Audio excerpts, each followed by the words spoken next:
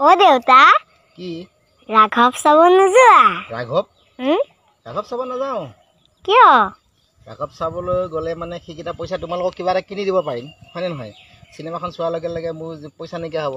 আৰু ৰাঘৱক পইচা এনেও নিদিওঁ কিয়নো সেইজন অভিনেতাই যিজন অভিনেতাই অভিনয় কৰিছে ৰাঘৱখন বনাইছে সেই অভিনেতাজন কা সমৰ্থক আছিলে কা আন্দোলনত তেওঁ চৰকাৰ পক্ষত আছিলে আৰু তেওঁ এজন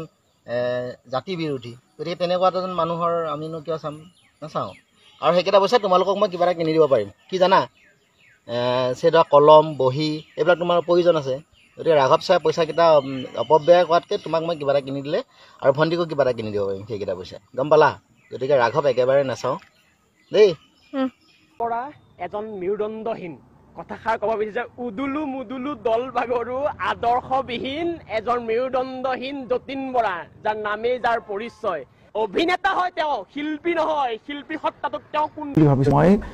সেই গানটো গাইছোঁ কোনটো গান আকৌ এবাৰ মোদী চৰকাৰটো মোৰ ভুল আছিলে মই কিয় কৈছোঁ মই ভাবা নাছিলোঁ যে এইখন চৰকাৰে অসমৰ ৰাইজৰ কথা নুশুনিব আমি প্ৰতিজন শিল্পীয়ে ভাবিছিলোঁ যে অসমৰ ৰাইজৰ প্ৰতিটো কথা শুনিব